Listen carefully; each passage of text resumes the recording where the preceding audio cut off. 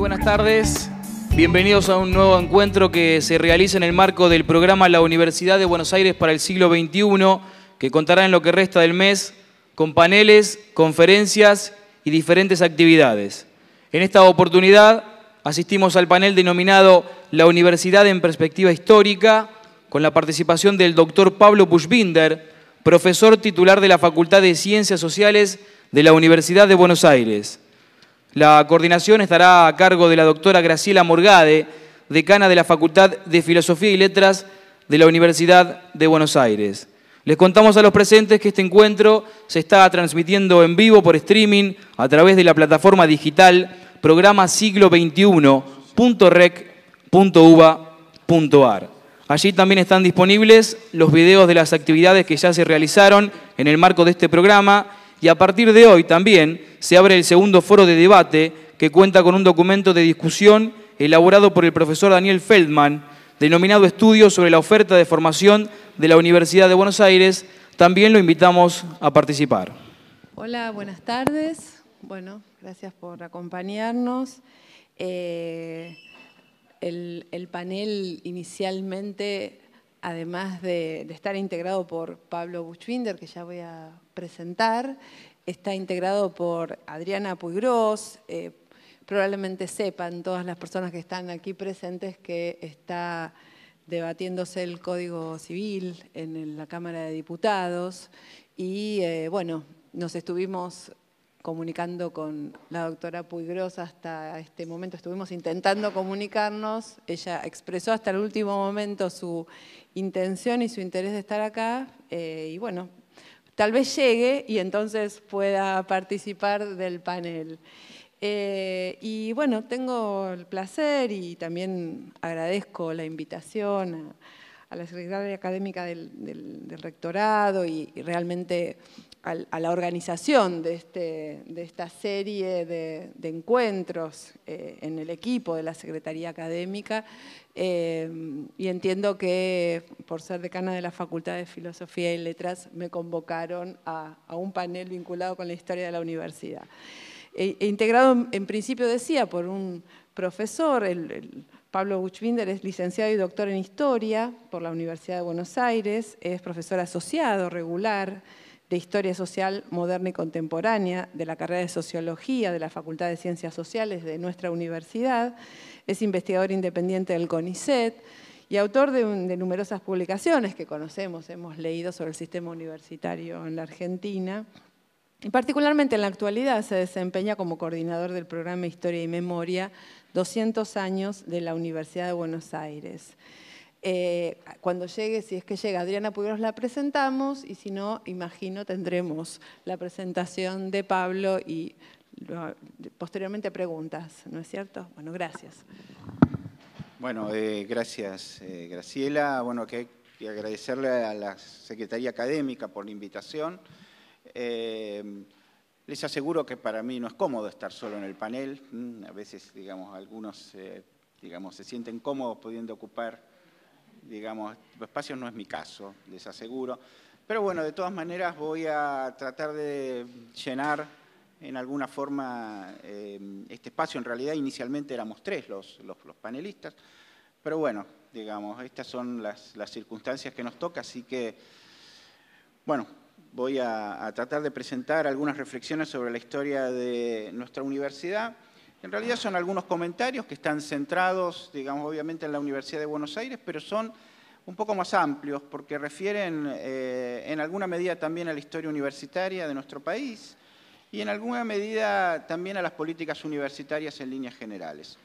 Por eso voy a tratar de organizar mi exposición centrándome en 3 momentos y desde allí voy a tratar de presentar estas reflexiones. Estos 3 momentos son, primero, la década de 1880, aproximadamente 1885-1886. El otro momento en el que me voy a centrar es 1946 y el último es 1983. ¿Por qué elegí la década de 1880, los años 1885-86? Bueno, básicamente porque la década del 80 es el momento en el cual se configuró el sistema universitario moderno en la Argentina. El sistema universitario moderno se configuró a partir de 2 episodios. El primero fue la separación de la universidad de la tutela de la Iglesia, obviamente de la Iglesia católica, es decir, esto implicó de alguna manera que la universidad quebrase el vínculo con el mundo y el universo medieval, a partir de un episodio que en realidad no se produjo en Buenos Aires, que fue el episodio de la tesis de Ramón J. Cárcano, un episodio que sucedió en Córdoba, pero que tuvo un impacto directo y relevante en Buenos Aires. Y el otro aspecto, también producido en esos años, es la sanción de la primera ley universitaria nacional, la Ley Avellaneda, que reguló el funcionamiento de la universidad y reguló fundamentalmente sus relaciones con los poderes públicos y sobre todo su relación con el Estado. Ahora, en este sentido, me parece interesante plantear una primera reflexión, digamos, en este análisis del proceso de construcción del sistema universitario moderno, y es plantearse qué eran las universidades, cuál era la función que cumplían las universidades a finales del siglo XIX y principios del siglo XX en la Argentina. Y en ese sentido creo, y en esto sigo algunas reflexiones de aquellos tiempos, algunos de los textos de Ernesto Quesada, un magistrado y un ex vicedecano de la Facultad de Filosofía y Letras, es uno de los principales exponentes del pensamiento sobre cuestiones académicas de aquellos años, y es que las universidades eran básicamente los organismos del Estado que habilitaban a un individuo para el ejercicio de una profesión liberal. Fundamentalmente médicos y abogados, en un segundo plano, en un segundo término, ingenieros. Es decir, la vida universitaria, las universidades, y esto se puede aplicar a Córdoba también, eran básicamente federaciones de facultades profesionalistas que mantenían escasos, muy escasos y limitados vínculos entre sí. Digo, toda la actividad, el grueso de la actividad universitaria giraba en torno a la formación profesional y en realidad todo aquello que no estaba relacionado estrictamente con la formación profesional quedaba en un segundo plano, como podía ser la práctica de las humanidades por un lado y por otra parte también, obviamente, la práctica de la ciencia. Yo creo que esta fijación con la formación profesional, esta consagración casi exclusiva a la formación profesional, explica algunas características también del marco legal sobre el cual se constituyeron las universidades en la Argentina. Y yo quiero hacer una muy breve referencia a ese marco legal y tomar en este contexto también y hacer algunas muy breves reflexiones sobre el tema de la autonomía. Yo en ese sentido no quiero aferrarme a una definición fija o dogmática de la autonomía, sino lo que me interesa es pensar los márgenes y pensar los espacios de autonomía en los que actuaron las universidades desde la década de 1880. En primer término, digamos, y surgido de ese marco legal, las universidades estaban gobernadas por consejos académicos, transformados después en consejos directivos, cuyos miembros en los inicios eran vitalicios.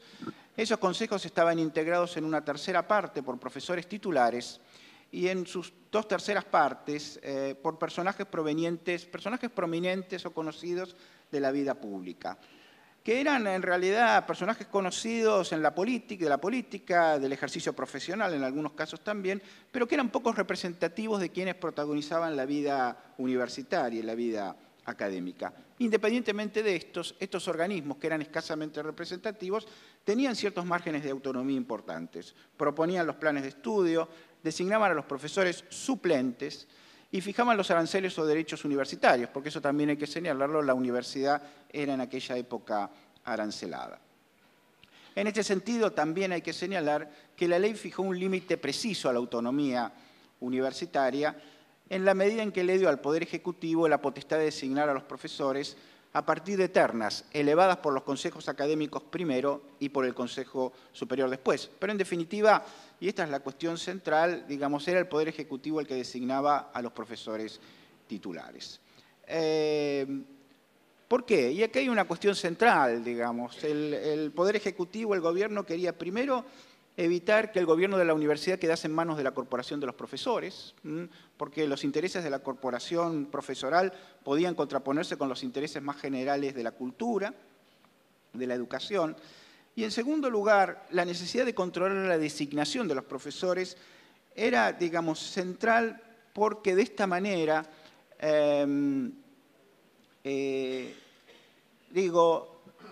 esto obedecía, digamos, a ese papel central que tenía la universidad en la habilitación profesional. Es decir, el Estado aseguraba su monopolio sobre las profesiones, sobre profesiones que eran esenciales para la reproducción social, ¿no? Es decir, un Estado laico tenía necesariamente que limitar el peso de la Iglesia en la formación de los abogados y también tenía que monopolizar, obviamente, la formación de los médicos. Estas eran funciones que no iba a delegar y por eso tenía que conservar el poder sobre la designación de los profesores titulares, variable central, digo, del funcionamiento de la vida universitaria.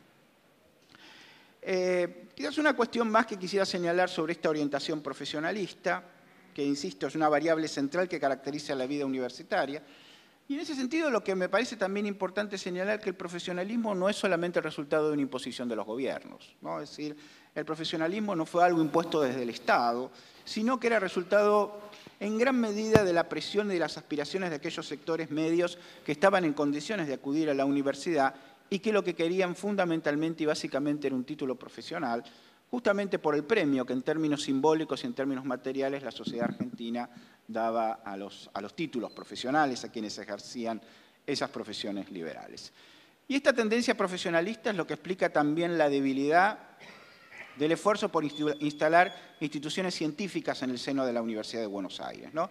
Explica de alguna manera la trayectoria difícil y errática de la Facultad de Filosofía y Letras, creada en 1896, y explica también los problemas para instalar la dedicación exclusiva como un elemento estructural de la vida universitaria.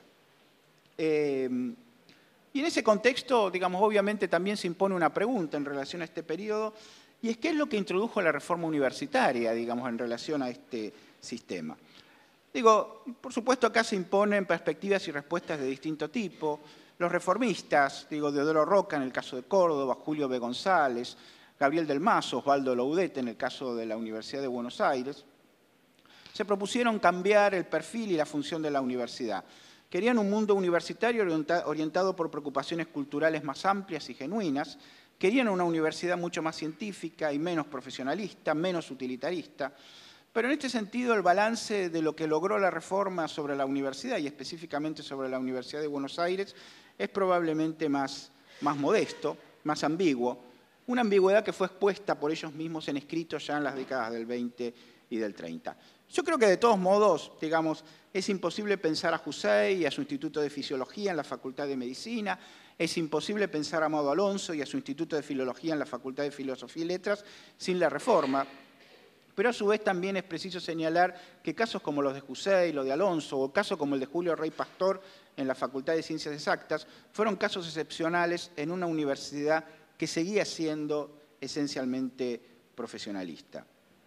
Lo que plantea, digamos, a mi entender también, en qué medida es posible pensar a la Universidad de la Reforma pensando, digamos, fundamentalmente únicamente en los ideales de la, digamos, en los ideales pregonados por los reformistas. A mí me parece también que en este balance sobre el impacto de la reforma es importante tener en cuenta cómo incidió en otros aspectos, quizás menos conocidos. La reforma reguló y creó en el seno de la universidad una carrera académica. Le dio a los miembros de las corporaciones profesionales, a los médicos y los abogados, un papel central también en la conducción de la universidad y sobre todo creó una dinámica política y electoral nueva.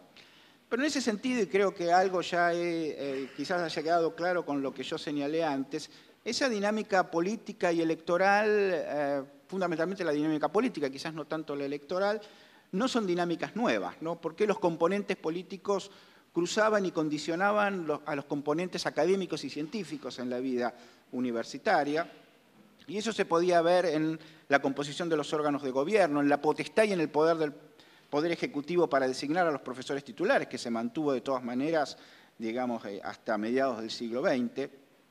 Pero acá la reforma introdujo un componente nuevo, digo, no innovó en ese sentido, digamos, de los componentes políticos sobre los componentes científicos, pero sí hizo esas decisiones políticas más amplias, las hizo más democráticas y probablemente las hizo también más plebeyas, en la medida en que incorporó a los estudiantes como actores fundamentales en esta dinámica de la vida universitaria.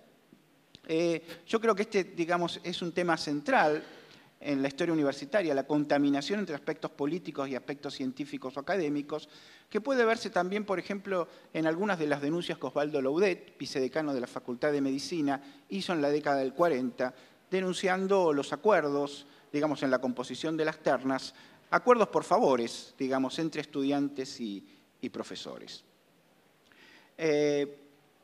A pesar de esto también, y quiero introducir un elemento más en este análisis, creo que es posible señalar que en términos generales la vida universitaria, y sobre todo la vida universitaria porteña, gozaba también de grados de autonomía considerables. Y yo no me refiero acá solamente a lo normativo, sino me refiero a su relación con lo que podríamos llamar la vida partidaria, la vida política partidaria o los conflictos políticos más mediatos, más facciosos, ¿no? Los dirigentes reformistas, y ahí pienso en dirigentes como Emilio Ravignani o como Coriolano Alberini, procuraron siempre que las disputas políticas más coyunturales no impactaran en medidas administrativas contra quienes ejercían las actividades docentes o académicas en la universidad. Y esto se quebró justamente cuando el peronismo llegó al gobierno en 1946. Ahí, en un fenómeno, se produce un fenómeno en el cual la política concreta, la política partidaria, entra de lleno en la vida pública y particularmente en la vida universitaria, y esto se tradujo en cesantías masivas, se tradujo en desplazamientos de gran parte del personal académico, se tradujo en el quiebre de las carreras académicas. Y acá entro, digamos, en el segundo punto que quería tratar acá, la forma en la cual la polarización política en la que ingresó la Argentina desde 1946 ingresó de lleno a la universidad y condicionó a la vida, digamos, académica. Cuando el peronismo cayó en 1946, la lógica política siguió siendo la misma, aunque obviamente los que fueron víctimas, digamos, fueron justamente los que habían adherido al peronismo. No creo que tampoco uno pueda limitar a esto el impacto que el peronismo tuvo en la vida universitaria. Primero porque es importante y es fundamental señalar que el proceso de masificación de la universidad se inició con el peronismo. El proceso de masificación de la matrícula universitaria y la construcción de la universidad de masas tuvo lugar en aquella época. La universidad, es importante señalarlo también, hasta entonces había sido el reducto de una élite, había sido una institución, digamos, a la que accedía un sector muy reducido de la población. Y acá quiero recordar solamente un dato. Había alrededor de, poco más probablemente, el censo de 1914 especifica que había cerca de 8 millones de habitantes en la Argentina. Probablemente en 1918 fueron un poco más de esa cifra. En 1918 había 8.000 estudiantes universitarios en la Argentina, 6.000 de ellos en la Universidad de Buenos Aires. Ese proceso de masificación se explica en gran medida por los propios cambios en las condiciones generales, en las condiciones sociales y políticas que se dieron en aquellos años, pero también se explican por medidas concretas de política universitaria. Se explican en alguna medida por el fin de los aranceles, es decir, la universidad dejó de ser arancelada, la gratuidad se impuso en esos años, y se explica también durante algunos años solamente por el fin de las restricciones al ingreso. También es cierto que el peronismo procuró una vez más modificar el perfil profesionalista de la universidad, esto en un contexto característico de los años de posguerra, en la cual existía un enorme optimismo en torno a la capacidad de la universidad, en torno a la capacidad de la ciencia, para decirlo de alguna manera, para transformar las variables claves de la vida social y de la vida pública. Creó en el ámbito universitario un Consejo de Investigaciones Científicas para algunos antecedentes del CONICET, introdujo a la dedicación exclusiva como una condición central del ordenamiento universitario, a pesar de que, también eso hay que señalarlo, no la generalizó. El peronismo estableció además, como se sabe, un nuevo marco legal que limitó tanto la autonomía como el cogobierno. Ahora, yo creo que también es preciso preguntarse si en las condiciones políticas o incluso en el contexto internacional de los años 50 y 60 era posible restaurar plenamente la autonomía y el cogobierno. Y acá yo quiero, digamos, extendiéndome un poco más, recordar que el gobierno surgido del golpe de Estado de 1955 creó un nuevo ordenamiento legal para el sistema universitario a través de su decreto 6.403. Y este decreto, además de abrir las puertas a la conformación de universidades privadas, generó un marco legal que le dio a las universidades, al menos, digamos, en la letra de la ley, un margen de autonomía mayor. Nuestra idea de la autonomía universitaria, en realidad, viene mucho más de este decreto que de las tradiciones propias de la reforma universitaria del 18. Muchos de quienes asumieron el gobierno de las universidades, en particular de nuestra universidad, empezando José Luis Romero, Henry Siri Frondizi, creyeron que, digamos, que ese ejercicio de la autonomía, ese nuevo ejercicio de la autonomía era posible, Pero, digamos, lo que el tiempo reveló fue que ese ejercicio era en principio extremadamente difícil y a la larga se reveló imposible, en gran medida porque las tensiones políticas propias de aquella época le imponían, digamos, límites a esa autonomía universitaria. ¿De qué derivaban esas tensiones? Por supuesto, esas tensiones derivaban en gran medida de un contexto político signado por la exclusión de la fuerza política mayoritaria, pero también, digo, de las tensiones derivadas, entre otros aspectos, de la Guerra Fría y del impacto que tuvo la Guerra Fría sobre la Argentina en los años de la década del 60 y 70. Yo acá quiero recordar que la experiencia del periodo 1955-1966 en nuestra universidad ha sido señalada en más de una oportunidad como una época peculiar, signada por un proceso acelerado de modernización, signado por un nuevo peso y una nueva relevancia de la práctica de la ciencia, signada por experiencias innovadoras en términos de extensión universitaria, como las de Isla Maciel, signada por la aparición de nuevas carreras, por la institucionalización de las ciencias sociales, como se ve, digamos, en la creación de la carrera de Sociología, pero que hoy ese proceso está visto también como un proceso mucho más limitado, centrado en algunas facultades como exactas, en algunas carreras de Filosofía y Letras como Sociología y Psicología. Este proceso, como se sabe, terminó con la intervención de 1966, que clausuró la autonomía, que se propuso despolitizar la universidad.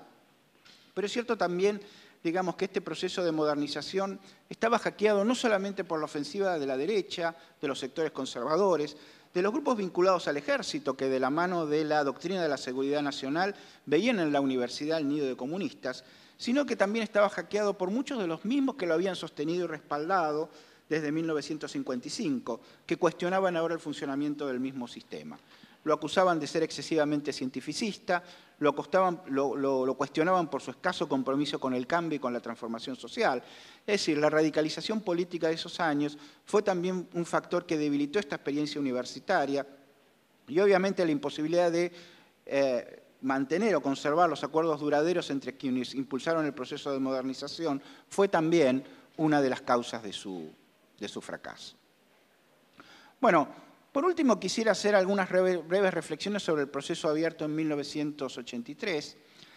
Como saben que hoy la historia reciente constituye uno de los focos de atracción e interés centrales entre la comunidad de los historiadores en nuestro país. Durante muchos años los historiadores, digamos, hemos sido reticentes a ocuparnos de los tiempos más contemporáneos, entre otras razones porque en la medida en que se trata de procesos vigentes, es difícil poder avanzar en delimitar cuáles son sus tendencias, cuáles son sus orientaciones, cuáles son sus resultados provisorios. Y yo cuando preparaba esta exposición me planteaba estas mismas dudas, es decir, estamos todavía, digamos, avanzando recién en los 30 años de la recuperación de las instituciones y de la recuperación de la democracia. Y el problema es la pregunta, ¿cómo recordaremos probablemente en 30, en 40 años este periodo? ¿Cómo recordaremos esta etapa? Y yo sobre el particular tengo solamente, digamos, algunas respuestas provisorias y algunas sugerencias para hacer. 1983 implicó para la universidad, como lo implicó para el país, la recuperación de las instituciones, implicó recuperar la autonomía, implicó recuperar el cogobierno, implicó recuperar la convivencia democrática y el pluralismo como un principio de organización del mundo universitario.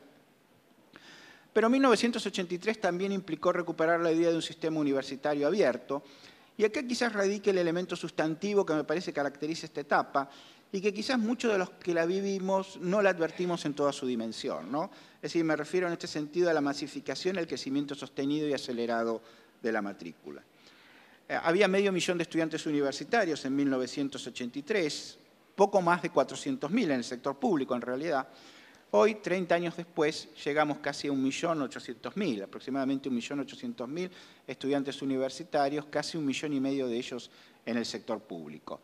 Y yo creo que con sus limitaciones probablemente este es un logro central de la democracia, ¿no? Es decir, y que implicó también ajustar cuentas con la dictadura en aspectos centrales, porque la dictadura no solo implicó exclusión por motivos políticos, exclusión, obviamente persecución, asesinatos, crímenes, digamos, que afectaron también a miembros destacados de la comunidad universitaria, digamos, recordar solamente acá que el informe de la CONADEP establece que el 21% de los desaparecidos eran estudiantes.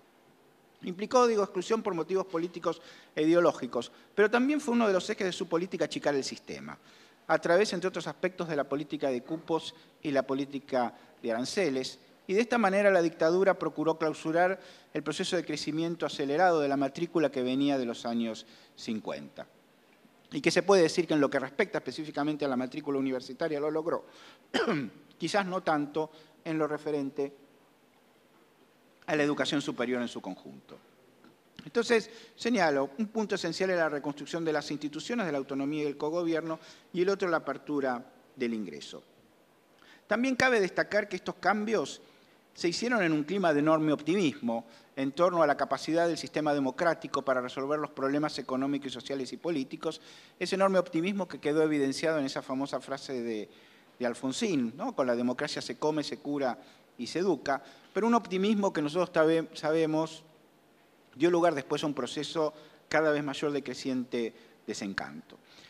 La Universidad de Buenos Aires pasó de tener 100.000 estudiantes en 1982 a tener 162.000 en 1987, pero ese crecimiento de la matrícula se verificó en un contexto de crisis económica, en un contexto de financiamiento estatal y en un contexto en el que el gasto por estudiante, el gasto por alumno disminuyó en forma pronunciada. Ese costo de crecimiento de la matrícula fue sostenido a la larga, en esos años, al menos de la década del 80, a partir de una disminución constante de los salarios de los docentes y de los no docentes, lo que se tradujo, y esto es lo que hemos sido estudiantes en aquella época, lo recordamos bien, se tradujo en un contexto laboral extremadamente conflictivo. Ahora, es cierto también que cuando uno mira la evolución de la universidad de los años 80 hasta acá, ese balance es un balance con claroscuros, es un balance también heterogéneo y difícil de sintetizar.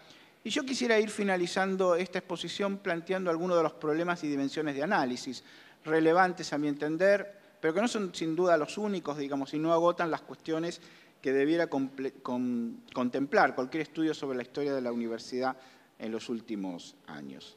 De ellos, y vuelvo a reiterar esta cuestión, me parece central tener en cuenta que, digamos, la sociedad argentina desde los 80 logró un incremento sustantivo de la participación de la población en el sistema universitario, pero que al mismo tiempo reveló la persistencia de variables que no son nuevas, que ya se registraban en la década del 50 y que son, por un lado, la elevada deserción.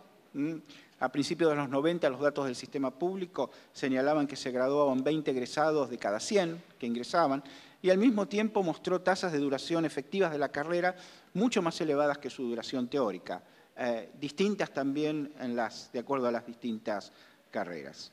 La Argentina, en ese sentido, digamos, a pesar de estas variables, mostró tasas de escolarización superior que son propias de países desarrollados, y en ellos la participación del sector público, que concentra casi 80% de la matrícula, sigue siendo decisivo. Y ese proceso de crecimiento también es importante tenerlo en cuenta, recorre esos 30 años, a pesar de los altibajos de la situación económica y social del país. Digo, a pesar de los incrementos de la tasa de desocupación, la gente siguió entrando, los jóvenes siguieron, digamos, ingresando a la universidad. A pesar incluso, digo, de las políticas de los años 90, que fueron años de embate, digamos, a través de las políticas neoliberales sobre el sistema de educación pública, a partir de las disposiciones y las leyes que abrieron el paso a procesos de mercantilización muy pronunciados de la educación superior, que se expresaron en las políticas universitarias y se expresaron también en la sanción de una ley de educación superior que todavía hoy está vigente, ¿no? Esos procesos se expresaron a través de diversos mecanismos, a través de un incremento de la oferta de educación universitaria del sector privado, es decir, hay que tener en cuenta también que prácticamente el gobierno de Alfonsín no había, digamos, incrementado la oferta universitaria ni desde el sector público ni del sector privado. Desde el punto de vista institucional, esto se modificó centralmente desde los años 90, a partir del incentivo a la competencia entre las universidades por recursos propios, habilitando la posibilidad de que las universidades cobrasen aranceles a los estudios de grado.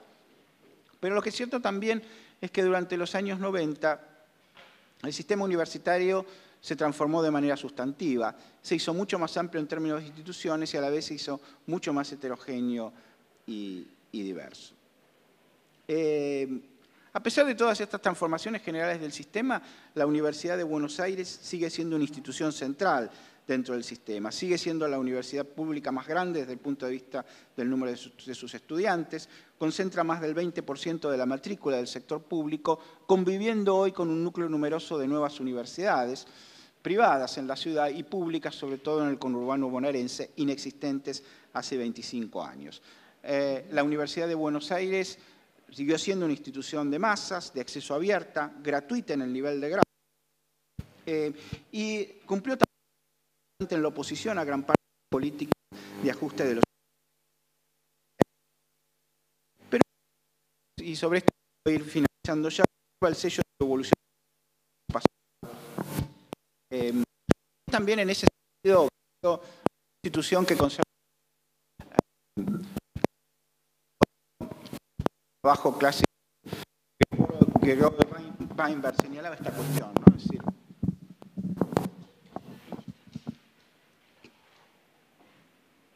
la perspectiva de que las universidades eran esencialmente instituciones conservadoras. Su estatuto conserva el sello y la impronta de 1955. El eje de su estructura curricular global conserva en alguna medida también muchas cosas del sello de 1885. Acá quisiera recordar que en 1984 la universidad creó el ciclo básico común. Quizás la innovación de su estructura curricular general, global, más importante que experimentó desde que adquirió su configuración moderna en 1885. Una organización, como yo señalaba al principio de mi exposición, en base a facultades, fundamentalmente profesionalistas, y que funcionaban en forma prácticamente independientes, una de las otras, digamos, con la excepción de lo que implicaba, digamos, el funcionamiento de su Consejo Superior. En los años 90 la universidad procuró avanzar en una reforma integral de su estructura curricular, avanzó en varios acuerdos institucionales, pero las reformas finalmente fueron muy limitadas, independientemente, obviamente, de los cambios que pudieron haberse dado o pudieron haberse producido internamente en cada una de sus facultades o de sus unidades académicas. Bueno, este es, digamos, es el balance necesariamente provisorio que quería presentar aquí. Espero no haber sido excesivamente pesimista. Estas reflexiones están basadas también en la idea de que nuestra universidad siga siendo una universidad abierta, una universidad de masas, cosa que es fundamental para la construcción de una sociedad igualitaria. Muchas gracias.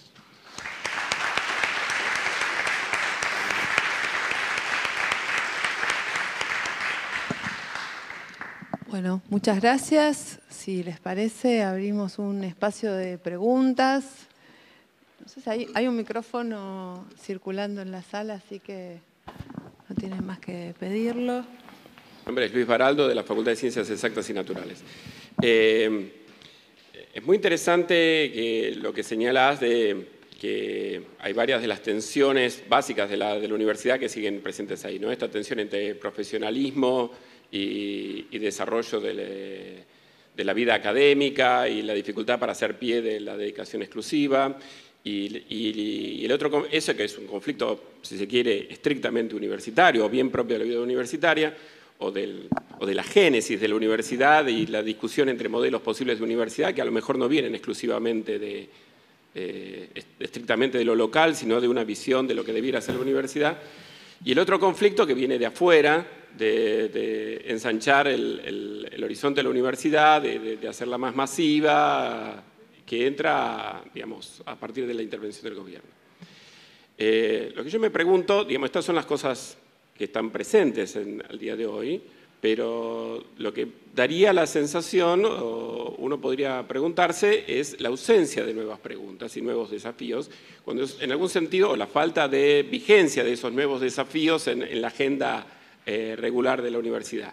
Y esos desafíos están ahí porque el rol de las profesiones no es el rol que era, y eso debiera conmover la base de la organización primigenia de la universidad. Hoy en día la primacía de las profesiones no es la que era, la importancia del título no es la que era, y hay una diversificación de la oferta y del trabajo que uno esperaría que impactara de una forma más importante en la universidad. Y por otra parte, también lo que se espera de parte de la universidad y la falta de debate sobre eso, me refiero en particular que hay una tendencia creciente a que la universidad tiene un rol en el posgrado, y sin embargo la discusión en el posgrado no tiene forma parte de la demanda social, pero al mismo tiempo no está presente en la discusión interna de la universidad de cómo debiéramos estarlo organizando. Uno escucha cómo se organiza el posgrado en distintas facultades y son distintas soluciones ad hoc para un mismo problema.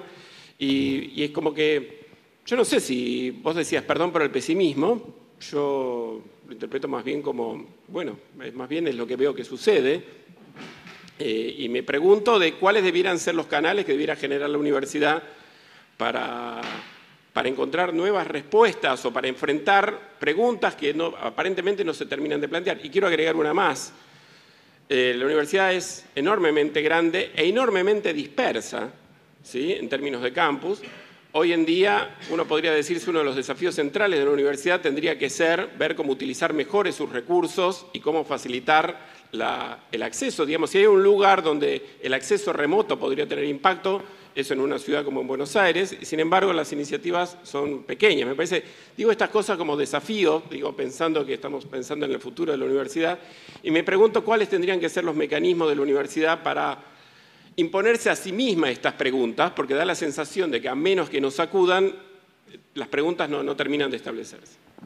Bueno, mi nombre es Emanuel Bot, soy bioquímico de la Facultad de Farmacia y Bioquímica, egresado de la UBA, y dado el rol que marcaba el profesor de los pilares de la universidad, que dos de ellos son la docencia y la investigación, nosotros venimos hoy en representación de los becarios UBA, dado que estamos realizando nuestro doctorado en esta universidad y nos encontramos en una situación muy desfavorable para poder realizar nuestras tareas, dado que es una beca de dedicación exclusiva, por lo tanto tenemos bloqueada la matrícula para ejercer profesionalmente, y por otro lado estamos, por el contrato, obligados a hacer tareas docentes. El problema que nos vemos afectados es que las tareas docentes las tenemos que realizar, la mayoría las realiza de manera ad honorem, por lo que la universidad no provee un cargo rentado por algo que nos exige. Por otro lado, a nivel del estipendio que recibimos, estamos muy desfasados en comparación con, por ejemplo, otras fuentes de financiamiento como lo que es CONICET y agencia. Entonces nosotros pensamos que, como últimamente estuvimos reclamando, hace 2 meses nos venimos movilizando como para tener un salario digno, y la semana pasada en Consejo Superior el rector de la universidad se pronunció que estaba en tratativas de equiparar. Nosotros presentamos un proyecto para equiparar nuestro estipendio a un cargo de jefe de trabajos prácticos con dedicación exclusiva, con 10 años de antigüedad. Entonces, de ese modo, poder tener una cierta movilidad salarial, dado el contexto inflacionario que nos encontramos. El rector se expidió, hizo una declaración de que estaba en negociación una búsqueda de equiparación a un cargo de jefe de trabajos prácticos, dedicación exclusiva, pero sin antigüedad. Bueno, sería un punto. El tema es que nosotros lo que pedimos es que se abra una mesa de negociación, que se nos reciba para poder tratar estos temas y que ver realmente en lo fáctico cuándo se vota y cuándo se reglamenta, y que no quede en solo una declaración, dado que nuestra situación es muy apremiante y se ve afectado directamente la calidad de la investigación que estamos realizando. Gracias. Sandra Carli, de la Facultad de Ciencias Sociales. Quiero preguntarle, Pablo, por un lado, si en este diagnóstico que vos, una de las cuestiones que vos planteás tiene que ver con el conservadurismo de la Universidad de Buenos Aires, ¿no? Entonces me quedo pensando cuáles son las razones históricas, quizás no solo de larga data, sino más recientes, si entre esas razones el aumento de la escala de la universidad, ¿no?, donde vos diste algunos datos, y en cambio el mantenimiento, o sea, del estatuto, de cierta lógica burocrático-administrativo, si querés también de las formas del cogobierno, o razones vinculadas con lo que Croce diagnosticaba del crecimiento de la partidización, u otras razones, o la falta de mirada comparada que tiene la Universidad de Buenos Aires, a mi criterio, respecto de otras universidades de América Latina, o las razones económicas. Es decir, ¿cómo en ese conservadurismo han pesado distintas razones históricas, te diría más bien recientes que de larga data, ¿no? Para no hacer una historia demasiado lineal de continuidad con el pasado? Yo quisiera agregar como punto a considerar para el futuro, entre los que plantearon recién, el tema no tanto de la dedicación docente, sino de la dedicación de los alumnos. Por lo menos en ingeniería yo lo veo como un problema. O sea, los alumnos van a la facultad 2 horas. Van a la noche, las clases generalmente son de noche, irán, bueno, 2, 3, 4 horas. Y cuando uno viaja y tiene la posibilidad de ver cómo funcionan otras universidades, es totalmente diferente. Yo no sé si hay algo que sugiere el profesor hacer para contrarrestar un poco esto. Gracias. Sí, Patricia Funes, Facultad de Ciencias Sociales. Bueno, también felicito a Pablo por la exposición. Creo que, bueno, tengo 2 preguntas en realidad para Pablo y para compartir como problemáticas, para pensarnos como universidad. Una tiene que ver con una del campo, que es cómo periodizar la historia de la universidad, independientemente de la faceta de la historia política de este país, sobre todo en los últimos 30 años. Porque sí se puede entender que 6 golpes de Estado del 30 en adelante, obviamente impactaron dentro de las dinámicas propias de la institución, porque cada golpe de Estado supone una intervención, ¿sí? Creo que no hemos reflexionado mucho respecto de eso, justamente, que es la primera vez en la historia de la universidad que los problemas de matrícula, de crecimiento, de excelencia con masividad, no los resuelve un golpe de Estado, sino que la propia comunidad universitaria la que debe hacer frente a esos procesos. Y ahora sí viene que se liga a la pregunta que hace que hicieron recién, ¿no? Cómo cierto conservadurismo de la universidad contribuye o no contribuye a pensar autónomamente, en función de sus actores, con sus responsabilidades, la universidad del siglo XXI. Y otra cosa, me parece que cada vez que hablamos de universidad profesionalista o cientificista, habría que ver qué profesionalismos, sobre qué profesionalismos estamos hablando. Porque también hay un campo, un mercado de trabajo que requiere o no requiere determinadas profesiones. El problema de la Universidad de Buenos Aires fue el, a mi juicio, excesivo peso de médicos y abogados. Cuando se crea la Facultad de Filosofía y Letras, también se crea la Facultad de Agronomía. Fue la compensación, ¿no es cierto? Alguien decía por ahí, creo que era Alejandro Kohn, que la Facultad de Filosofía y Letras era como la quinta rueda del carro, que no servía para nada, excepto para pensar. Pero también estaba la Facultad de Agronomía. No hay tantos agrónomos, no hay tantos ingenieros. Justamente quizás el problema que tengamos hoy es que no hay tantos agrónomos dedicados a alguna cosa y tantos ingenieros. Entonces ahí el tema profesionalismo, cientificismo se relativiza. Me parece que es un tópico que viene de las tradiciones de la discusión universitaria, pero quizás habría que reactualizar. Eso, la extensión y la transferencia, ¿no? Hay distintas evaluaciones del proyecto de Isla Maciel, es el único que tenemos generalmente en la universidad denominada Dorada del 55 al 66, no hay 10 proyectos de extensión y ha quedado también quizás algo cristalizado en casi los cariños, los afectos de la Universidad Argentina. Bueno, voy a tratar de contestar. A ver, yo una primera reflexión hago sobre esto, que yo soy historiador, digamos, ¿no? Esa es la primera cuestión evidente. Y me pasa muy a menudo que, digamos, participando en este tipo de reuniones, me encuentro a veces teniendo que responder cuestiones en las que la verdad que no soy especialista, digamos, eso tengo que reconocerlo también. Y además hay otra cuestión, es decir, yo soy también soy docente universitario, entonces muchas de las cuestiones sobre las cuales yo puedo contestar acá, las puedo contestar más bien en mi carácter de docente universitario y podríamos decirlo así, como un ciudadano universitario más, y no como alguien que habla de una voz especializada, que yo creo que acá, entre los que están presentes, probablemente hay muchos que puedan contestar sobre estas cuestiones de una manera mucho más solvente que la que puedo contestar, yo. Hay varias de estas preguntas que se... Bueno, a ver, yo coincido con muchas de las cosas que se han planteado acá, digamos, el compañero, digamos, que planteó el problema de los becarios, digo, yo, digamos, sobre eso, sé que yo estuve en la reunión anterior y sé que tuvieron un intercambio tanto con los quienes estaban presentes acá, como con el secretario de investigación, que creo que había, el secretario de Ciencia, digamos, de la universidad, que estaba presente acá.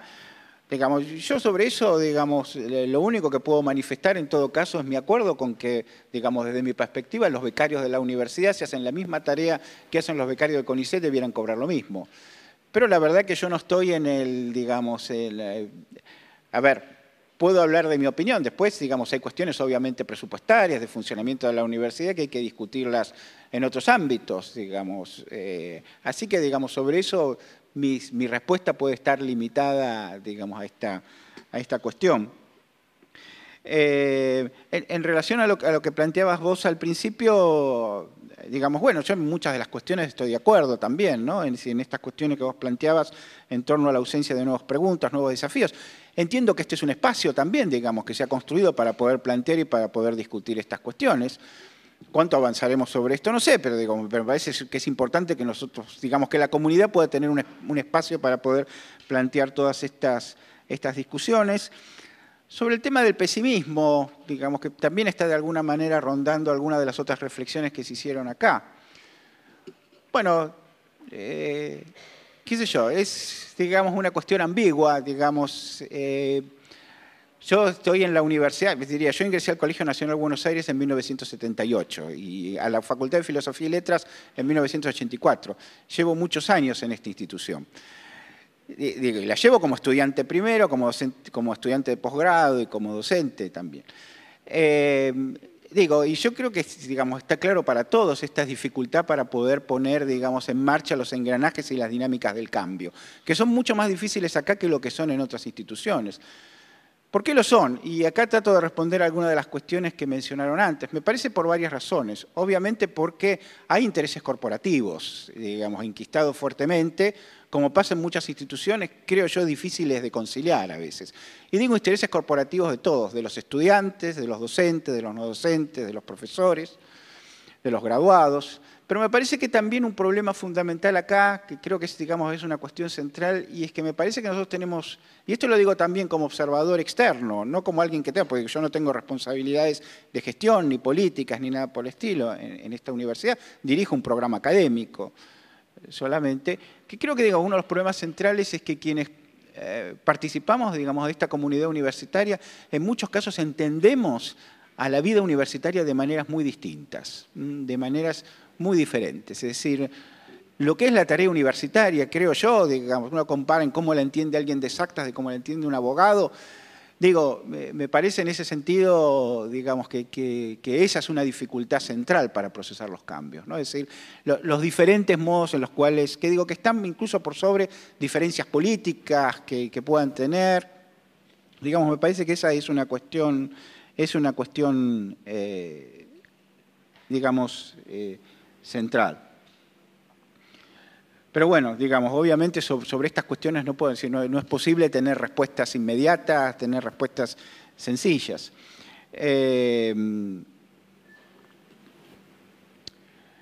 Las cuestiones que planteaba Sandra recién, bueno, la respuesta también está en ese sentido. Me parece que digamos, se encuadran también, digamos, en el peso de formas distintas de entender la vida universitaria, de formas distintas de entenderla, digamos, de entender lo que es una carrera académica, de entender lo que debe ser la función de un profesor universitario, ¿no? De cuál tiene que ser su formación, de cuáles son sus capacidades, sus aptitudes, también de cuáles tienen que ser las capacidades, aptitudes o competencias que tienen que tener los estudiantes.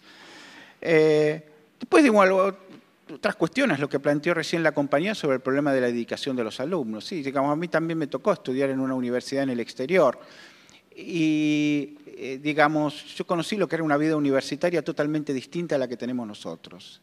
Quizás alguien que vive en Córdoba o vive en La Plata lo puede ver de otra manera.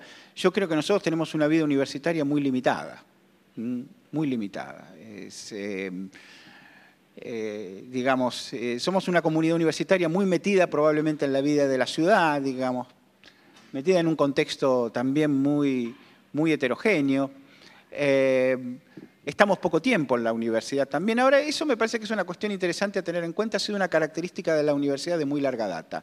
Incluso cuando la universidad era una universidad de élite y uno podía suponer todos los que iban a la universidad, digamos, debían tener recursos para poder dedicarse full time a sus tareas, pero, digamos, el hábito del trabajo era muy común. Los estudiantes eran estudiantes part-time y eran estudiantes que trabajaban.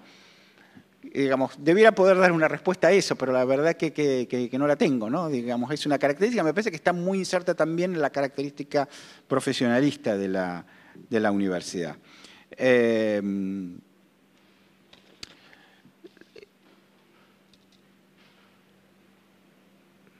Lo que planteaba Patricia recién, bueno, es cierto, digamos, ahí hay cambios, hay continuidades también en la forma de entender la relación entre profesionalismo y ciencia.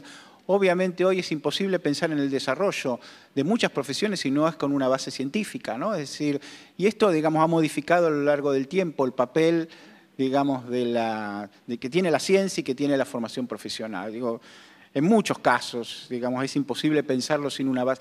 Y es imposible pensar a los profesores sin una formación científica sólida, que me parece que es la otra cuestión, digamos.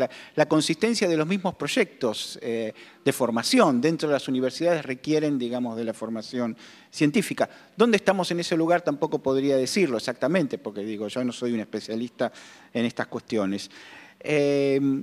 Y me parece muy interesante el ejemplo que diste de la Facultad de Agronomía, porque pensándolo para el caso de Buenos Aires, pero pensándolo también para el caso de La Plata, en muchos casos la idea de la agronomía, digamos, estaba en contraposición, es cierto, a instituciones como Filosofía y Letras, pero también era cierto, cuando uno lo piensa en los proyectos de Joaquín B. González, que era el lugar por excelencia para poder articular ciencia y profesión, ¿no?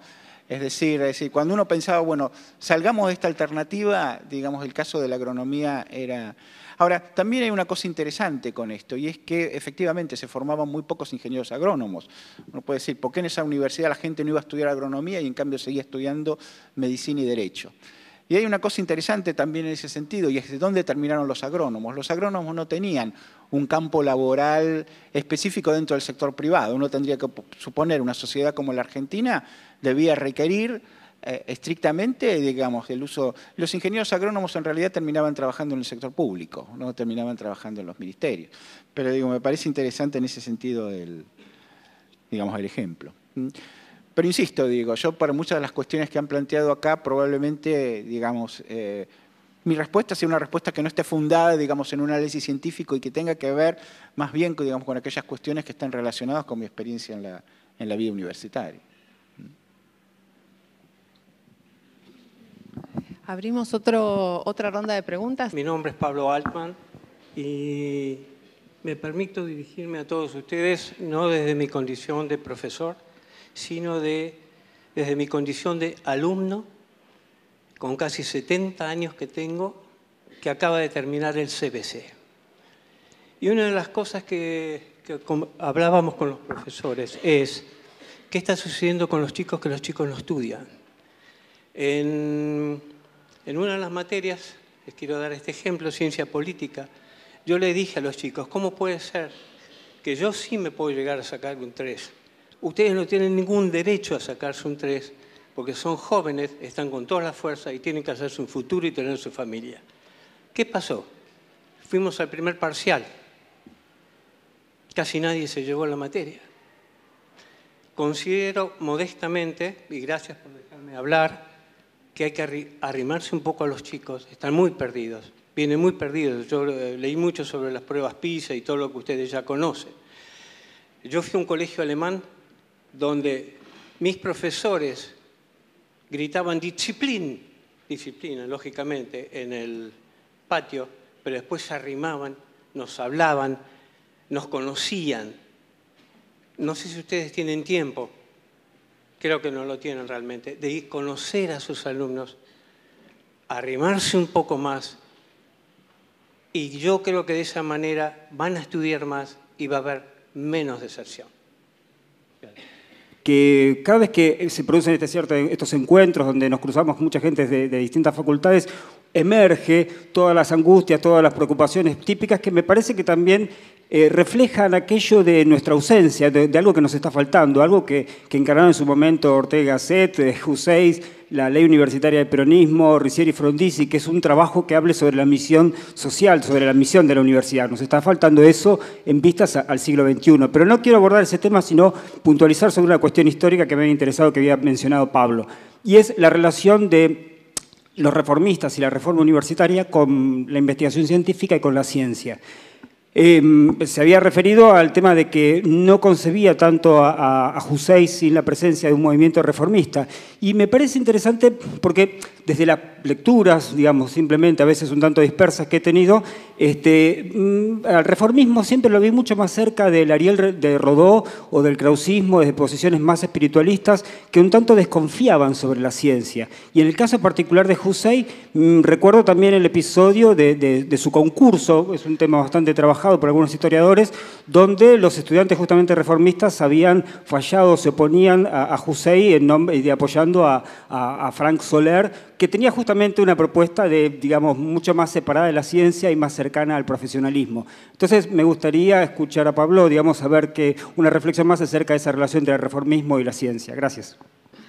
No, yo creo que nos acercamos a esta actividad también con algunas preguntas previas y, bueno, en particular la pregunta de la mirada histórica en la universidad nos inquieta porque algunas claves, efectivamente, no sé si las explicaciones, pero algunas claves de nuestro funcionamiento seguramente están por aquí. Y yo quería retomar algo que dijo Patricia, que me parece que es tremendamente vigente y a ver cómo lo ves vos. En esta cuestión de la periodización y esta historia tan vinculada con los avatares políticos, políticos institucionales, digamos, ¿no? de la democracia en nuestro país y los golpes de Estado, estas interrupciones, estos últimos 30 años, y esperemos nunca más, nos ponen en otra sintonía en relación con qué es lo que define a la universidad. Y ahí sí te pregunto por ahí como historiador, ¿qué pistas estás viendo vos en estos 30 años que puedan ayudarnos a pensar, como vos decís, dentro de 40 años, pero algunas pistas debes tener, nudos para pensar a la universidad, en particular la Universidad de Buenos Aires, ¿no?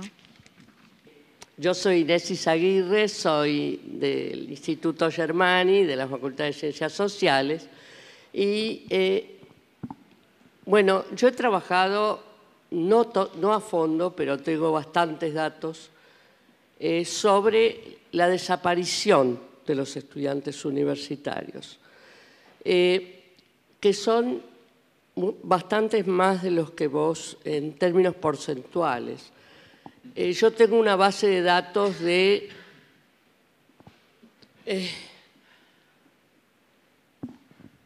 que me da en estudiantes universitarios unos 3.300 y pico en todo el país, de los cuales la tercera parte es de la Universidad de Buenos Aires. En términos de la base de datos que tengo de desaparecidos, que tengo 12.200 y pico de casos que me han ido llegando de todo el país, además de los de la CONADEP, y en eso me ayudó la AGD, el gremio, ¿verdad?, que le escribió a todas las universidades para que me manden los datos, porque hay muchísimos datos que no van a aparecer y no fueron nunca denunciados. En el caso de los desaparecidos de la UBA, nosotros el otro día en la mesa que estuvimos vimos que en el periodo 74 de Ivanišević y Otalagano se fue y antes de irse hizo una picardía muy grande. La inscripción de todos los estudiantes a las materias y a la universidad, el ingreso y todo, debía tener un doble registro policial: certificado de domicilio y certificado de buena conducta. Esto es año 74. Esto significa que entre fines del 75, mediados del 75 y el resto, el 76, 77, desaparecieron rápidamente muchísimos estudiantes, sobre todo de la Universidad de Buenos Aires. Yo tengo registrados 1.100 alrededor, números más o menos. Lo notable es que de esos 1.100, el 80% eran militantes. Es decir, la vida política estaba muy penetrada en la Universidad de Buenos Aires en ese momento. Y esa militancia que fue aniquilada, a mi juicio, ha determinado un cambio en la conciencia política, sobre todo de esta ciudad, que durante muchos años, digamos, fue gobernada o por el radicalismo o por el peronismo, de sus distintas fracciones. Y ahora ha logrado conseguir un gobierno bastante conservador. Conservador en el sentido de elitista. No sé qué conserva, porque alguien conserva cosas valiosas. Yo creo que el gobierno actual de la ciudad no conserva cosas valiosas, más bien las destruye. Pero la ausencia de tanta militancia, fijémonos que, por ejemplo, entre Buenos Aires y La Plata, la cantidad de estudiantes desaparecidos llega al 60% del país, y de los cuales hay alrededor de entre las dos universidades, entre un 70 y un 80% de militancia. Creo que eso cambió las características de esta región. Yo me comprometo dentro de lo posible a seguir analizando estos datos, porque me parecen sumamente importantes. Importantes para entender lo que nos pasa. Y creo que tiene mucho que ver esta universidad abierta y de masas, que además recibe tantos alumnos y en las cuales militaba tanta gente. Bueno, era eso lo que quería aportar, nada más. Empiezo por lo que preguntabas vos acerca del problema de los reformistas y la relación con Hussein. A ver, digamos, yo cuando lo quise plantear acá, lo quise plantear en términos de logros y en términos de límites, ¿no? Es decir, como me parece, digamos, que uno tiene que analizar este tipo de procesos históricos. Hay una cuestión que me parece que es indudable, es decir, cuando uno mira, si bien la posibilidad de la creación de institutos de investigación es algo que está previsto en alguna manera en los estatutos en 1906, la creación sistemática de institutos es algo que se da fundamentalmente después de la reforma del 18, ¿no? Es decir, en 1919 se crea el Instituto de Fisiología, en 1921 se crea el Instituto de Investigaciones Históricas, los institutos de la Facultad de Filosofía y Letras se crean en su mayor parte desde el año 1922. Y es indudable también que en ese sentido la reforma, una de las cosas que trae en la universidad es una crítica a las características que había tenido la vida universitaria hasta ese momento. Que yo me parece que uno de los problemas es, las dificultades para poder implantar ese nuevo esquema, implantar ese nuevo modelo, en la medida que, uno podría llamar los actores sociales o las bases sociales dentro de la vida universitaria son renuentes también a esto. Y creo que el ejemplo que vos mencionás de Hussein, en ese sentido es muy claro, es decir, en la disputa que se plantea con Soler, creo que se plantean estas cuestiones, es decir, cuando se defiende a Hussein, lo que se defienden son sus pergaminos científicos. Cuando se defiende a Soler, se defiende su antigüedad en el cargo, se defiende su experiencia profesional. Pero me parece que hay que verlo en ese sentido, hay que verlo, como un elemento en el cual uno puede ver estas tensiones, ¿no? Es decir, yo creo que indudablemente digamos, ahí la idea de la ciencia, la idea, es decir, incluso en alguna medida también con ese viejo espíritu positivista, tiene un papel que es un papel significativo, pero que está resistido internamente, ¿no? Por eso también, digo, yo quería plantear las limitaciones y, digamos, y en ese sentido también destacar que la universidad siguió manteniendo su impronta profesionalista en gran medida. El caso de Hussein, yo decía, es una excepción. No hay prácticamente profesores con dedicación exclusiva. Y hay una famosa frase de quien era en ese momento, estaba dejando de ser rector de la Universidad de Buenos Aires, que es Eufemio Valles, en 1922, que es el rector de la Reforma. Valles es el rector de 1906 a 1922, que dice que, digamos, es imposible consagrar la dedicación exclusiva a la docencia, porque dice, los emolumentos que cobran los médicos y los abogados hace que sea imposible que dejen el buffet o dejen el consultorio para poder dedicarse exclusivamente a la vida universitaria, ¿no? Bueno, digamos, esas dos cuestiones, uno lo tiene que entender en ese contexto, pero también tiene que entender sus límites. A ver, los nudos para una historia de la universidad, digamos, pregunta complicada porque hay muchísimos, ¿no? Bueno, entonces decía uno, primero me parece que esto es muy claro, son los desafíos que implica la masificación, ¿no? Es decir, los desafíos que implicó, digamos, no solamente, digamos, a partir de 1983, crear un nuevo cuerpo docente para la universidad, ¿no? Es decir, hubo repentinamente, es decir, el problema no era solamente construir edificios, construir sedes, también era poder conformar un nuevo cuerpo docente.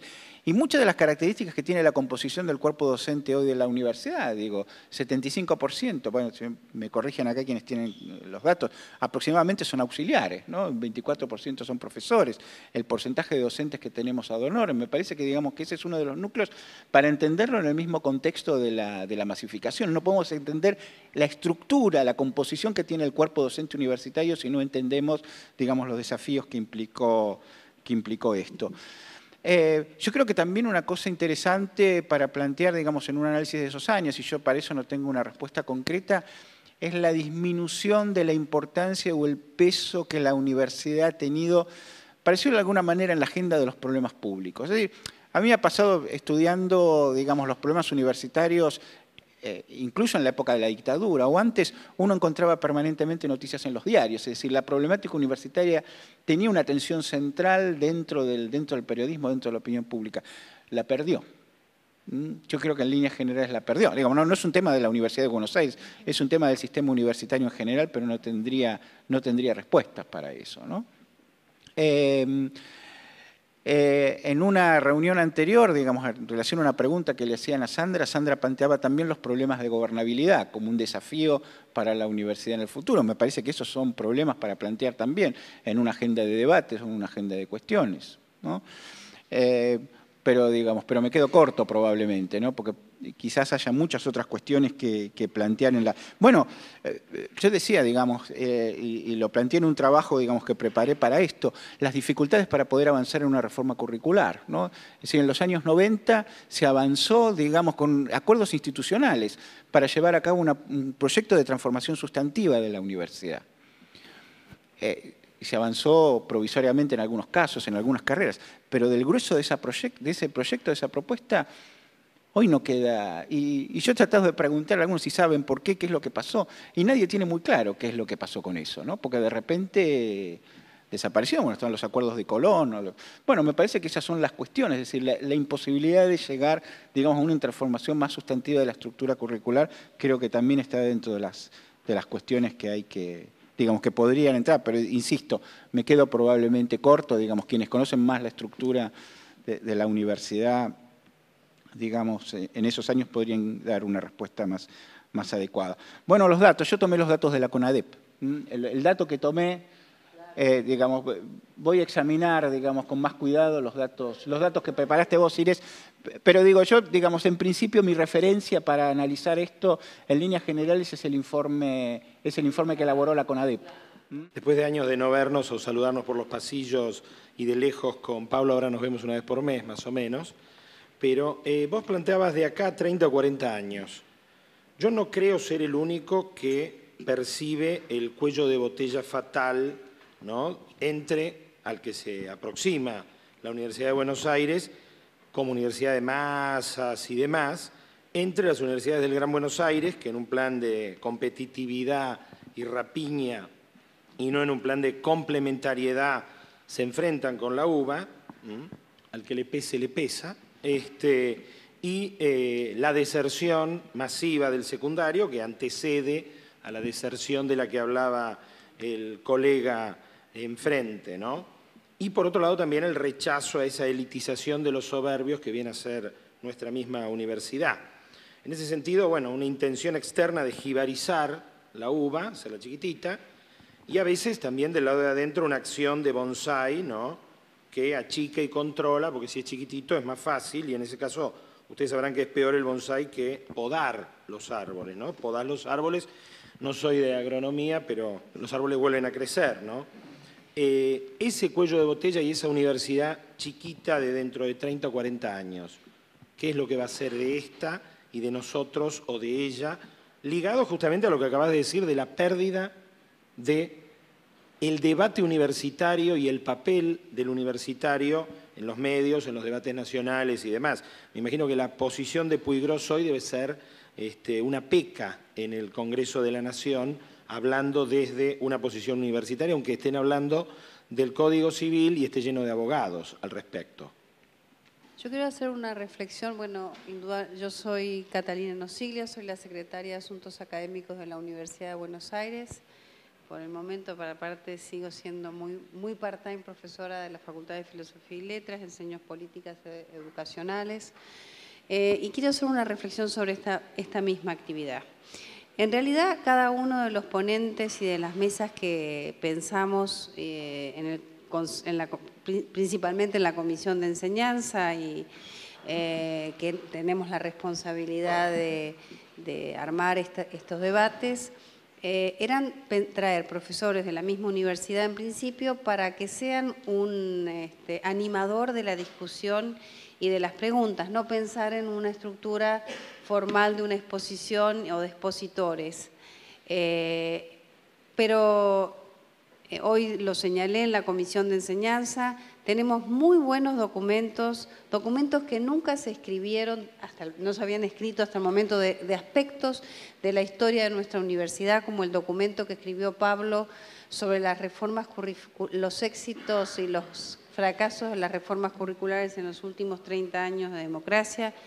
El paper que subimos hoy a la página, escrito por Daniel Ferma, que analiza la oferta académica de la universidad desde su creación, particularmente en estos últimos años, con un estudio documental de la evolución, de la transformación de los planes de estudio en cada facultad, y algunos datos para incentivar la participación en este debate. Sin embargo, la participación es muy baja. Por más que esto se transmita en streaming, por más que el esfuerzo de todos los docentes que nos han acompañado y los decanos y las autoridades para implementar esta actividad y los trabajos que estamos incluyendo en la página para ser debatidos, la gente participa muy poco. Entonces es muy difícil pensar una historia común en la universidad cuando también es difícil que todos participemos de un espacio común al cual se nos está dando. Entonces yo lo que pido en esto que está en streaming y a todos los que están presentes, que nos ayudemos a poder ampliar este debate, a incluir a otros en este debate, porque realmente las referencias, que la idea no son mesas consecutivas, sino que cada mesa enriquezca lo que se debatió en la anterior. Y bueno, esto es una tarea bastante difícil, y lo que solamente mi participación era para que nos ayuden, digo, a la Comisión de Enseñanza, que es la responsable de esta actividad. Yo simplemente soy asesora de la Comisión de Enseñanza, es a difundir esto en el marco de las instituciones de que cada uno es parte. Nos está costando mucho que la gente participe, y eso lo tengo que decir desde ahora para no sentirnos frustrados a fin del año que viene. Han participado muy pocos del debate del documento de Pablo, han participado, esperemos que haya mayor participación con este que hemos subido, pero bueno. Y también le decía hoy a Verónica que vamos a abrir en el espacio de la página un espacio, un buzón de sugerencias y cosas que se les ocurran a ustedes que podamos ir construyendo en conjunto, porque esto no es algo que solo lo decidamos desde la Secretaría Académica, por eso quería intervenir, sino que tendremos que construir entre todos, un espacio para construir entre todos, desde nuestro debate a nuestra participación y las ideas que nos puedan acercar para enriquecer este debate. Así que cuando le dicen no, le preguntamos a Pablo, en realidad la idea es también que en cada uno de estos encuentros se genere un debate entre nosotros que nos prepare mejor para debatir, si hubiera que debatir el estatuto o alguna reforma de la universidad que nosotros nos propusiéramos en el futuro. Perdón, Mariano, vos habías hecho una pregunta, te pediría si podés, digamos, concretarlo. Claro. No creo ser el único, lo he conversado con algunos de ustedes en pasillos o en rincones, que alcanza a percibir que en los próximos años, quizás 20 o 30, los 20 o 30 años de la reflexión futura en la que nos podríamos encontrar algunos sobrevivientes, una Universidad de Buenos Aires, en general todas, pero la de Buenos Aires más, ¿no?, achicada en su ingreso, en la cantidad de gente que se acerque y demás, o por lo que está pasando con las universidades del Gran Buenos Aires, de creación creciente, y el alejarse de la universidad de partes importantes de los jóvenes que no pueden ni siquiera terminar el secundario, y no porque no existan las posibilidades y demás. Es decir, una universidad que va a quedar más chiquita en la medida en que quienes tienen que entrar a ella o van a otro lado, con algunas malas artes, esto también lo señalo, o ni siquiera se van a acercar a ella. Y a eso le agregaba además que parte del problema puede estar ligado a la no presencia de los universitarios y de sus profesionales en la difusión, la discusión pública y demás, no digo golpeando la mesa, pero más o menos. Sí, a ver, y yo digo nuevamente cuando tengo que responder esta cuestión, digamos, contesto más por mi experiencia como universitario, como ciudadano universitario, para decirlo de alguna manera, que, digamos, como historiador. A ver, digo, yo una de las cosas que quise plantear ahí, lo planteé como un problema, lo planteé como una pregunta, una incógnita, digamos, cuando hablé de esta cuestión vinculada con la dificultad que implica procesar los cambios, digamos, dentro de la Universidad de Buenos Aires. Pero no lo planteé tampoco como una cuestión estrictamente determinista, digamos. Yo creo que no hay nada, ninguna institución, ninguna persona está condenada, digamos, de antemano. Así que, digamos, en ese sentido, creo que digamos, no tendría una visión, y esto te lo traté de plantear también, determinantemente pesimista en ese sentido.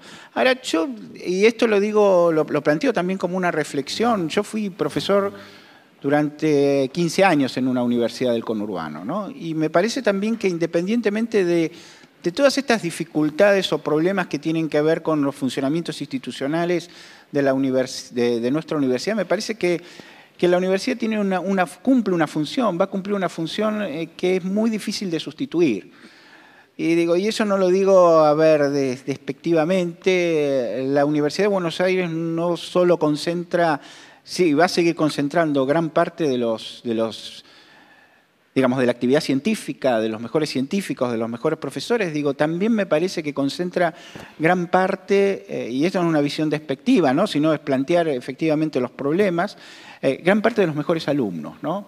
Entonces me parece que esa interacción permanente que se da a veces es independiente de que podamos modificar los planes de estudio, a veces es independiente también del carácter part-time de los estudiantes. Me parece que en ese sentido gran parte del optimismo que uno puede conservar radica también en pensar sobre las habilidades, capacidades que tienen nuestros estudiantes y nuestros profesores, ¿no?, independientemente de las dificultades que puedan tener el funcionamiento institucional. Digo, que el que no es un problema, que es un problema, digamos, que tiene que ver, digo, y esto es un poco lo que te traté de explicar recién, con la propia historia de la universidad. Bueno, creo que vamos cerrando. Muchísimas gracias, Pablo, por haber bancado el panel solo y a ustedes por haber llegado hasta acá. Así que buenas tardes y creo que hay Bueno, nosotros como un agradecimiento a la participación de Pablo y de Graciela, le damos un pequeño diploma de reconocimiento de su participación. Guarden, porque esto va a ser parte de la historia que vamos a contar dentro de unos años de la UBA. Y además le regalamos un pin de la universidad. Bueno, esto es lo que nos da identidad y nos junta a todos, por eso también el pin que regalamos a cada participante tiene que ver con esto. Así que bueno, les agradezco, los invito, si no pueden venir personalmente, pueden seguirlo por streaming en tiempo real o de manera diferida. El éxito de estas jornadas va a ser el éxito de poder pensarnos para el siglo XXI de una manera más fundamentada y más plural. Y por eso digo, los animo y que ayuden a que el resto de la gente se sume a cualquiera de las instancias que están previstas. Bueno. Ante todo, le pedimos un fuerte aplauso a los protagonistas también.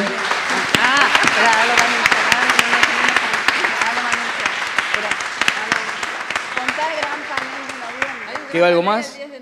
El panel, el próximo los invitamos a todos. Además, recordarles que este encuentro que hoy vivieron aquí, que estuvieron presentes, que se transmitió en streaming, lo pueden revivir junto a las otras propuestas que se realizaron, las diferentes actividades, a través de la plataforma digital programa siglo21.rec.uba.ar, y los invitamos al próximo encuentro, que será el miércoles 15 de octubre a las 18 en esta misma sala, denominado El rol del movimiento estudiantil en el marco de la Universidad de Buenos Aires para el siglo XXI, en donde coordinará el decano de la Facultad de Ciencias Económicas de la Universidad de Buenos Aires, el profesor José Luis Justi. Disertarán el doctor Carlos Mas Vélez, consejero superior de la UBA, Arturo Pozzali y Constanza Bocio de la Federación Universitaria Argentina, y también estarán por la Federación Universitaria Julián Asiner e Israel Hesegman.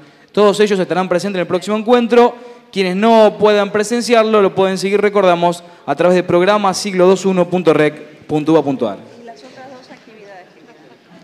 Recuerden que las otras dos actividades, también el mes de octubre será intenso con el encuentro de rectores y las dos actividades que pueden compartir a través de la plataforma digital. Así que muy buenas noches, gracias por participar.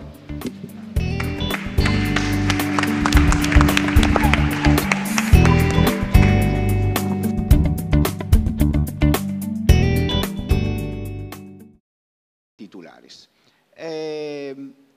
¿Por qué? Y aquí hay una cuestión central, digamos. El Poder Ejecutivo, el Gobierno, quería primero evitar que el gobierno de la universidad quedase en manos de la corporación de los profesores, porque los intereses de la corporación profesoral podían contraponerse con los intereses más generales de la cultura, de la educación. Y en segundo lugar, la necesidad de controlar la designación de los profesores era, digamos, central, porque de esta manera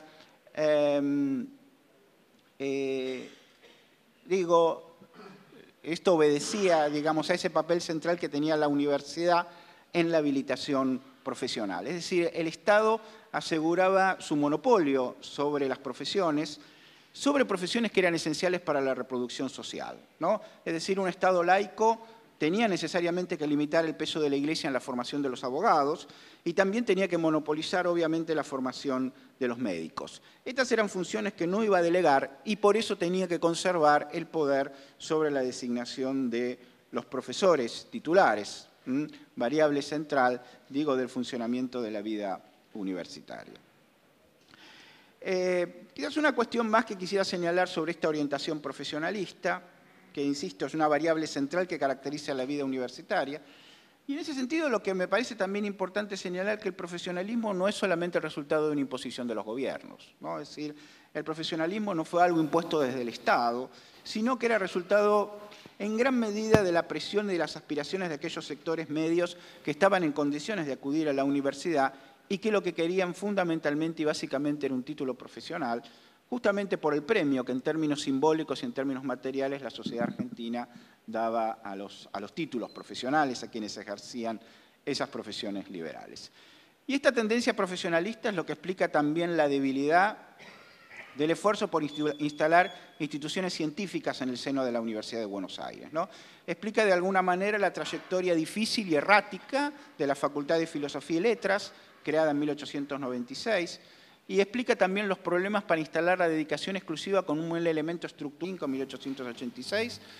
El otro momento en el que me voy a centrar es 1946 y el último es 1983. ¿Por qué elegí la década de 1880, los años 1885, 86? Bueno, básicamente porque la década del 80 es el momento en el cual se configuró el sistema universitario moderno en la Argentina. El sistema universitario moderno se configuró a partir de 2 episodios. El primero fue la separación de la universidad de la tutela de la Iglesia, obviamente de la Iglesia católica, es decir, esto implicó de alguna manera que la universidad quebrase el vínculo con el mundo y el universo medieval, a partir de un episodio que en realidad no se produjo en Buenos Aires, que fue el episodio de la tesis de Ramón J. Cárcano, un episodio que sucedió en Córdoba, pero que tuvo un impacto directo y relevante en Buenos Aires. Y el otro aspecto, también producido en esos años, es la sanción de la primera ley universitaria nacional, la Ley Avellaneda, que reguló el funcionamiento de la universidad y reguló fundamentalmente sus relaciones con los poderes públicos y sobre todo su relación con el Estado. Ahora, en este sentido, me parece interesante plantear una primera reflexión, digamos, en este análisis del proceso de construcción del sistema universitario moderno, y es plantearse qué eran las universidades, cuál era la función que cumplían las universidades a finales del siglo XIX y principios del siglo XX en la Argentina. Y en ese sentido creo, y en esto sigo algunas reflexiones de aquellos tiempos, algunos de los textos de Ernesto Quesada, un magistrado y un ex vicedecano de la Facultad de Filosofía y Letras, que es uno de los principales exponentes del pensamiento sobre cuestiones académicas de aquellos años, y es que las universidades eran básicamente los organismos del Estado que habilitaban a un individuo para el ejercicio de una profesión liberal. Fundamentalmente médicos y abogados, en un segundo plano, en un segundo término, ingenieros. Es decir, la vida universitaria, las universidades, y esto se puede aplicar a Córdoba también, eran básicamente federaciones de facultades profesionalistas que mantenían escasos, muy escasos y limitados vínculos. De encuentros en el equipo de la Secretaría Académica y entiendo que por ser decana de la Facultad de Filosofía y Letras me convocaron a un panel vinculado con la historia de la universidad. Integrado en principio, decía, por un profesor, Pablo Buchbinder es licenciado y doctor en Historia por la Universidad de Buenos Aires, es profesor asociado regular de Historia Social Moderna y Contemporánea, de la carrera de Sociología de la Facultad de Ciencias Sociales de nuestra universidad, es investigador independiente del CONICET y autor de numerosas publicaciones que conocemos, hemos leído sobre el sistema universitario en la Argentina. Y particularmente en la actualidad se desempeña como coordinador del programa Historia y Memoria 200 años de la Universidad de Buenos Aires. Cuando llegue, si es que llega Adriana Puigros, la presentamos y si no, imagino, tendremos la presentación de Pablo y posteriormente preguntas, ¿no es cierto? Bueno, gracias. Bueno, gracias Graciela. Bueno, que hay que agradecerle a la Secretaría Académica por la invitación. Les aseguro que para mí no es cómodo estar solo en el panel. A veces, digamos, algunos se sienten cómodos pudiendo ocupar, digamos, espacios. No es mi caso, les aseguro.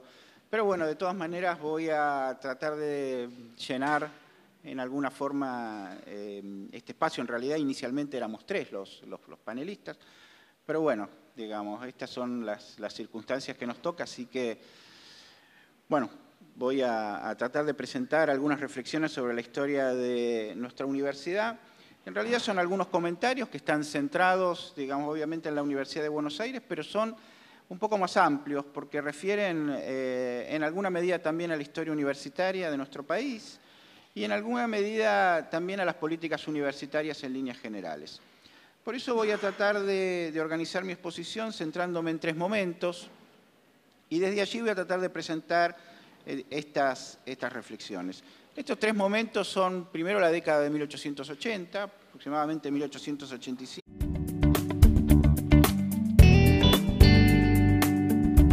Muy buenas tardes. Bienvenidos a un nuevo encuentro que se realiza en el marco del programa La Universidad de Buenos Aires para el siglo XXI, que contará en lo que resta del mes con paneles, conferencias y diferentes actividades. En esta oportunidad asistimos al panel denominado La Universidad en Perspectiva Histórica, con la participación del doctor Pablo Buchbinder, profesor titular de la Facultad de Ciencias Sociales de la Universidad de Buenos Aires. La coordinación estará a cargo de la doctora Graciela Morgade, decana de la Facultad de Filosofía y Letras de la Universidad de Buenos Aires. Les contamos a los presentes que este encuentro se está transmitiendo en vivo por streaming a través de la plataforma digital programa siglo21.rec.uva.ar. Allí también están disponibles los videos de las actividades que ya se realizaron en el marco de este programa y a partir de hoy también se abre el segundo foro de debate que cuenta con un documento de discusión elaborado por el profesor Daniel Feldman, denominado Estudios sobre la oferta de formación de la Universidad de Buenos Aires. También lo invitamos a participar. Hola, buenas tardes. Bueno, gracias por acompañarnos. El panel inicialmente, además de estar integrado por Pablo Buchbinder, que ya voy a presentar, está integrado por Adriana Puigros. Probablemente sepan todas las personas que están aquí presentes que está debatiéndose el Código Civil en la Cámara de Diputados y bueno, nos estuvimos comunicando con la doctora Puigros hasta este momento, estuvimos intentando comunicarnos, ella expresó hasta el último momento su intención y su interés de estar acá y bueno, tal vez llegue y entonces pueda participar del panel. Y bueno, tengo el placer y también agradezco la invitación a la Secretaría Académica del Rectorado y realmente a la organización de esta serie. Entre sí. Digo, toda la actividad, el grueso de la actividad universitaria giraba en torno a la formación profesional y en realidad todo aquello que no estaba relacionado estrictamente con la formación profesional quedaba en un segundo plano, como podía ser la práctica de las humanidades por un lado y por otra parte también, obviamente, la práctica de la ciencia. Yo creo que esta fijación con la formación profesional, esta consagración casi exclusiva a la formación profesional, explica algunas características también del marco legal sobre el cual se constituyeron las universidades en la Argentina. Y yo quiero hacer una muy breve referencia a ese marco legal y tomar en este contexto también y hacer algunas muy breves reflexiones sobre el tema de la autonomía. Yo en ese sentido no quiero aferrarme a una definición fija o dogmática de la autonomía, sino lo que me interesa es pensar los márgenes y pensar los espacios de autonomía en los que actuaron las universidades desde la década de 1880. En primer término, digamos, y surgido de ese marco legal, las universidades estaban gobernadas por consejos académicos, transformados después en consejos directivos, cuyos miembros en los inicios eran vitalicios. Esos consejos estaban integrados en una tercera parte por profesores titulares y en sus dos terceras partes por personajes prominentes o conocidos de la vida pública, que eran en realidad personajes conocidos en la política, del ejercicio profesional en algunos casos también, pero que eran pocos representativos de quienes protagonizaban la vida universitaria y la vida académica. Independientemente de estos organismos, que eran escasamente representativos, tenían ciertos márgenes de autonomía importantes. Proponían los planes de estudio, designaban a los profesores suplentes y fijaban los aranceles o derechos universitarios, porque eso también hay que señalarlo, la universidad era en aquella época arancelada. En este sentido, también hay que señalar que la ley fijó un límite preciso a la autonomía universitaria en la medida en que le dio al Poder Ejecutivo la potestad de designar a los profesores a partir de ternas elevadas por los consejos académicos primero y por el Consejo Superior después. Pero en definitiva, y esta es la cuestión central, digamos, era el Poder Ejecutivo el que designaba a los profesores